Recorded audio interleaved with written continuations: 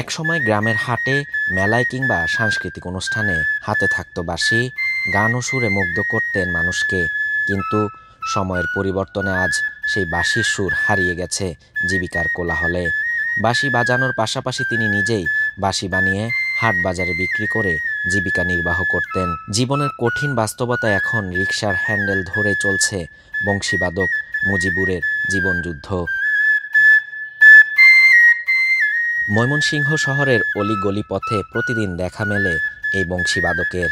মাথায় উপার্জনের টেনশন, মুখে ক্লান্তির ছাপ। রিকশার প্যাডেল ঘোরাতে ঘোরাতে কখনো হয়তো মনে পড়ে যায় অতীত দিনের গান ও বাঁশির সুর।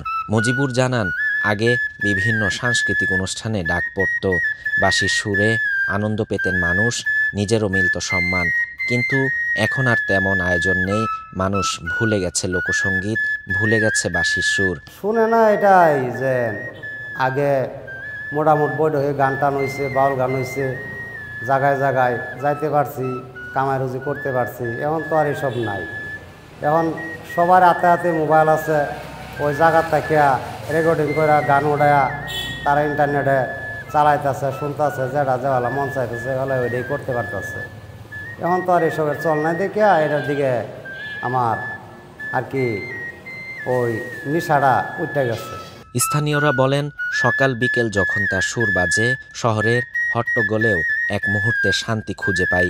এই মানুষটা শুধু নিজের না, আমাদেরও কিছু দিয়ে যায় প্রতিদিন। এক্সট্রিম মশার কয়েল প্ল্যান্ট ফাইবার দিয়ে তৈরি। ডেঙ্গু, চিকুনগুনিয়া, বাহি সহ যে কোনো মশার বিরুদ্ধে দেয় এক্সট্রিম সুরক্ষা। আসলে রিক্সাওয়ালা মামার পেছনে ওঠার পরে একটা জিনিস লক্ষ্য করলাম, সেটা হচ্ছে যে উনি যে মনের আনন্দে একটা গান গাচ্ছেন, এরকম কিন্তু আমরা সচরাচর দেখি না। তার যে প্রতিভা, আসলে এটা ইউনিক একটা প্রতিভা। এরকম প্রতিভাবান আমাদের আরো চারপাশে আছে। আমাদের যদি ওই সামাজিকভাবে বা রাষ্ট্রীয়ভাবে তাদেরকে আমরা একটু তাদের দিকে দৃষ্টি স্থাপন করতে পারি, তাহলে তাদের ভবিষ্যতে অন্যরকম হয়ে যেতে পারে। মানুষটা যেন হাঁটেন না, বাঁশির সুরে ভেসে বেড়ান।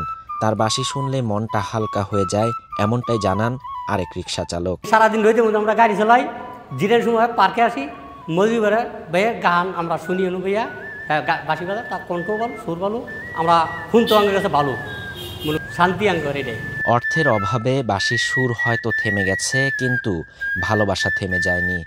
অবসর পেলে এখনও হাতে তুলে নেন সেই পুরনো বাঁশি, নিজের মনকে শান্ত করতে, ভুলে যাওয়া দিনের স্মৃতি ফিরিয়ে আনতে।